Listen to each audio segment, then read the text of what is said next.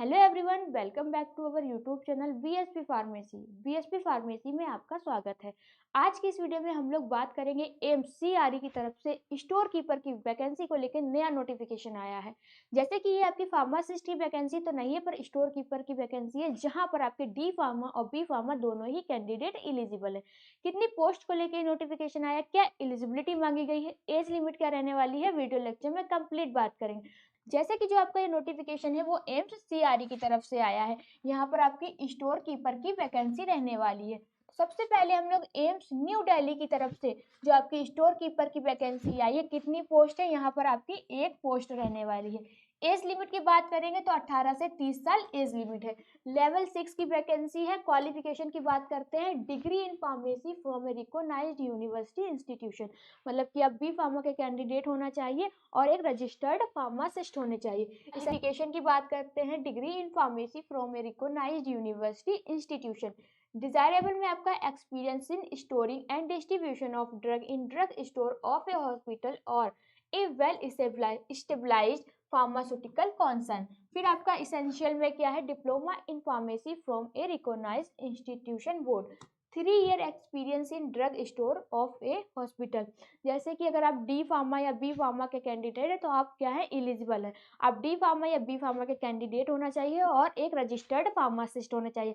अगर आप D pharma के कैंडिडेट है तो आपको 3 साल का क्या होना चाहिए, एक्सपीरियंस होना चाहिए। फिर सेकेंड नंबर पे क्या है, स्टोर कीपर की वैकेंसी है, जो कि आपकी central armed police force institute of medical sciences की तरफ से है, CAP FIMS की तरफ से आपकी जो स्टोर कीपर की वैकेंसी है। कितनी पोस्ट है यहाँ पर स्टोर कीपर की आपकी टोटल 3 वैकेंसी रहने वाली है। टोटल 4 पोस्ट को लेके आपका स्टोर कीपर की 4 पोस्ट को लेके ये नोटिफिकेशन आया है। तो अब हम लोग बात करते हैं, जैसे कि आपका जो स्टोर कीपर की एम्स न्यू दिल्ली की तरफ से वैकेंसी आई थी, एज लिमिट 18 से 30 थी, उसी तरीके से भी यहाँ पर भी एज लिमिट 18 से 30 साल मांगी गई है।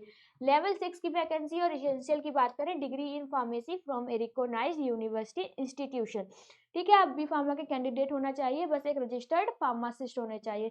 डिजायरेबल की बात करते हैं, experience in storing and distribution of drug in drug store of a hospital और ए वेल की बात करेंगे, experience in storing and distribution of drug in drug store of a hospital और a well stabilised pharmaceutical concern. Essential diploma in pharmacy from a recognised. अगर D pharma B pharma दोनों ही, D pharma B pharma दोनों ही candidate किया है, eligible है।